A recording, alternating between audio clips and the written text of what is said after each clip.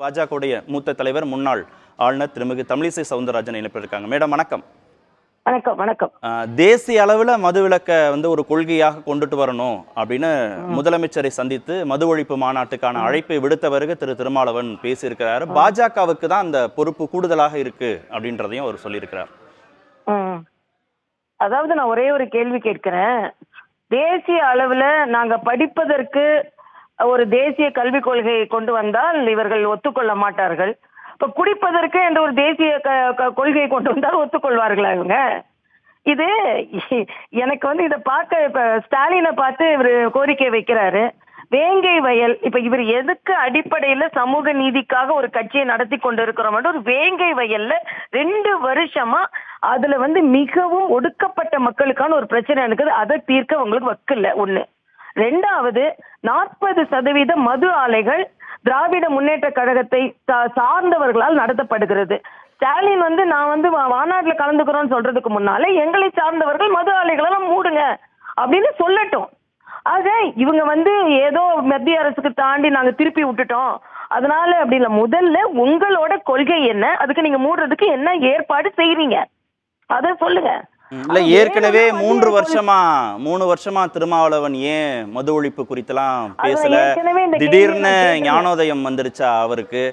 மது குடிக்கிறத ஒழிக்க போறாரா இல்ல புது முடிச்சு போடுறாரா அப்படிலாம் நீங்க கடுமையா விமர்சனம் செய்திருந்தீங்க திருமாவளவன் குறித்து. ஆனா அவர் தேர்தல் அரசியலுக்காகலாம் நாங்க மது ஒழிப்பு குறித்தெல்லாம் பேசல. இது மக்கள் நலன் சார்ந்ததாக இதை பார்க்கணும். அரசியலுக்கும் எலெக்ஷனுக்கும் நாங்க பேசுற மது ஒழிப்புக்கும் சம்பந்தம் இல்லைன்னு தெளிவுபடுத்துறாருன்னா நான் சொன்ன மாதிரி இவ்வளவு நாள் இப்ப உண்மையிலே சொல்றேன். இதுவும் மேல பூசி மெழுகிற மாதிரி மெழுகிட்டு ஒரு வீடியோவை எங்களுக்கும் ஆட்சியில் பங்கு வேணும் என்றதை வெளியிட்டு விட்டு அதை பின்பதை நீக்கி விட்டு அப்பட்டமான ஒரு நாடகத்தை திருமாவளவன் நடத்தி கொண்டிருக்கிறார் என்பதுதான் எனது கருத்து.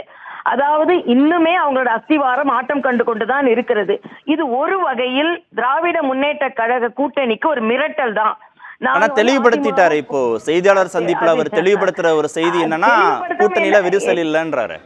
இல்ல அப்படிதான் சொல்லுவாங்க, கூட்டணியில விரிசல் இல்லைன்னு சொல்லுவாங்க. அதுக்கப்புறம் அடுத்த நாள் ஆட்சியில பங்கு வேணும்னு சொல்லுவாங்க. பாரதிய ஜனதா கட்சியை தான் அவங்க உதாரணமாக காண்பிக்க முடிகிறது.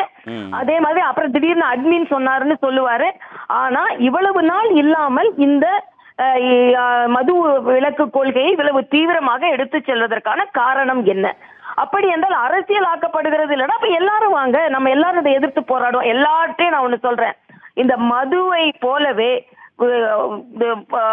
கஞ்சா போதை பொருள்கள் தமிழகத்தில் மிக அதிகமாக நடமாடி கொண்டிருக்கிறது. அதற்கு என்ன பதில்? அதெல்லாம் விட மது போதையெல்லாம் விட சாதியவாதமும் மதவாதமும் ரொம்ப அபாயகரமானதுன்னு தான் உங்களுக்கும் பாமகவுக்கும் அழைப்பு விடுக்கல அவர். அது கரெக்ட். ஆனா இப்ப நாம வேங்கை வயல் மாதிரி உள்ள இடத்துல சமூக நீதியை நாங்கள் நிலைநாட்டுகிறோம் என்று சொல்லி ஏன் அவர்களுக்கான தண்டனை வாங்க முடியல? இன்னொன்று, நாங்கள் சமூக நீதிக்கு எதிரானவர்கள், நாங்க மதவாதம் என்று சொன்னால் மற்ற மாநிலங்களில மத்தியில மக்கள் எல்லோருக்கும் சேர்ந்துதான் எங்களுக்கான அங்கீகாரத்தை கொடுத்திருக்கிறார்கள். ஆக நான் திராவிட முன்னேற்ற கழகத்திற்கும் நான் திருமாவளவனுக்கும் சொல்றேன், நீங்க மாநாட்டுக்குள்ள போய் பங்கெடுக்கிறீங்களா இல்லையா? அதற்கு முன்னால திராவிட முன்னேற்ற கழகத்தை சார்ந்தவர்கள் யாரெல்லாம் மது ஆலைகள் நடத்தி கொண்டிருக்கிறார்கள் அதை மூடிவிட்டு நாங்கள் மாநாட்டிற்கு வருகிறோம் என்று பிரகடனப்படுத்த சொல்லுங்கள். ஏற்கனவே அவங்க விளக்கம் கொடுத்திருக்காங்க. எங்கள்கிட்ட விரிசல் இல்லைன்னு சொல்லுவோம். இதெல்லாம் தமிழக மக்கள் நம்பிக்கொண்டிருக்க வேண்டுமா? இப்பொழுது அதிக இடங்களுக்கும் நாங்கள் நினைத்தால் வேறு கூட்டணி அமைப்போம் என்று ஒரு மறைமுகமாக அழைப்பு விடுவதற்கும் தான் இந்த மது ஒழிப்பு மாநாடு. அப்பட்டமான அரசியல் உள்நோக்கு கொண்ட மாநாடு என்பதை நான் தெளிவாக சொல்கிறேன். இதுல மத்திய அரசை இவர்கள் உடனே திசை திருப்பி விட்டோம் அப்படிலாம் மகிழ்ச்சி அடையக்கூடிய ஒன்று இல்லை. நான் கேட்ட கேள்வி போல நாங்கள் மத்தியில் கொண்டு வந்த கல்விக் கொள்கையை நீங்கள் ஏற்றுக்கொள்ளாதவர்கள் மது ஒழிப்பு கொள்கை உடனே ஏற்றுக்கொள்வீர்களா? உடனே உங்க மது ஆலைகள்லாம் மூடிடுவீர்களா? எங்களுக்கும் மது ஒழிப்பு கொள்கை தான். ஏன்னா நான் தலைவரா இருக்கும்போது ஒவ்வொரு மதுக்கடைக்கு முன்னால் போராட்டம் நடத்தி தேசிய மதுவிலக்கு கொண்டு வந்த பிறகு, தேசிய மதுவிலக்குங்கிறத ஒரு கொள்கையாக பாஜக கொண்டு வந்த பிறகு அதை ஏற்றுக்கொள்ளலைன்னா அது பொறுப்பு மாநில அரசுகள் சார்ந்ததோ இல்ல பாஜகவுடைய எதிர்கட்சிகள் சார்ந்த பொறுப்பாகவோ அது மாறிடும். கொண்டு வந்தா ஏத்திப்பீங்களான்னு சொல்லி கொண்டே வராம இருக்கிற போது பாஜகவுக்கே அதுல விருப்பம் இல்லைங்கிற மாதிரி அக்கௌண்டபிலிட்டி உங்களுக்கு நின்றாதா? தேசிய கல்விக் கொள்கைன்னு வரும்போது தேசிய கல்விக் கொள்கையை கொண்டு வரும்போது இன்னைக்கு அவங்க ஒத்துக்க மாட்டேன்னு சொல்றது மட்டும் இல்ல, பல பேரிடம் அவர்கள் கருத்து கேட்டுதான் அந்த தேசிய கல்விக் கொள்கையை கொண்டு வந்தார்கள்.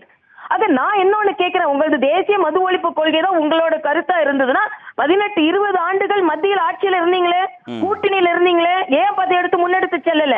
இன்னைக்கு திராவிட முன்னேற்ற கழகம் இன்னைக்குதான் மத்தியில் ஆட்சியில இல்லையா? அண்ணன் திருமாவளவன் மத்தியில எங்கேயும் பங்கெடுத்துக் கொள்ளலையா? இதுவரைக்கும் என்ன பேசினார், என்ன முன்னெடுத்தார்? 2026 நோக்கி அவரது நகர்வு தான் இது. நான் தெளிவா சொல்றேன், காட்டுகிறேன். அப்பட்டமான நாடகம் என்பதை நான் நிச்சயமாக சொல்கிறேன். இது சும்மா அப்படியே ஒரு டிராமா போட்டுட்டு இருக்காருன்றதை நான் தெளிவுபடுத்துகிறேன். நன்றி மேடம், இணைப்பில் உங்களுக்கு கருத்துக்களை பதிவு செய்ததுக்கு. மது ஒழிப்பு மாநாட்டுக்கு அதிமுகவுக்கும் அழைப்பு விடுக்கப்படும் அப்படின்னு திருமாவளவன் பேசியது, கூட்டணி ஆட்சி அதிகாரத்தில் பங்கு அப்படின்னு பேசியதெல்லாம் சர்ச்சையை ஏற்படுத்தியிருந்த நிலையில தற்போது காலை 11 மணிக்கு தமிழ்நாடு முதலமைச்சரை சந்தித்து மது ஒழிப்பு மாநாட்டுக்கான அழைப்பை விடுத்திருக்கிறார். அதிமுகவை நேரடியாக போய் அழைப்பு விடுக்க போறதில்லை அப்படிங்கிறதையும் அவர் தெளிவுபடுத்தி இருக்கிறார். தேசிய மது ஒழிப்பு கொள்கையை, மதுவிலக்கு கொள்கையை பாஜக கொண்டு வரணும் அப்படின்ற கோரிக்கையும், அண்ணாவுடைய கோரிக்கையும் வலியுறுத்துவதாகவும் அவர் குறிப்பிட்டிருக்கிறார். திமுக விசிக கூட்டணியில எந்த விதமான விரிசலும் இல்லை அப்படிங்கிறதையும் திருமாவளவன் தெளிவுபடுத்தி இருக்கிறார்.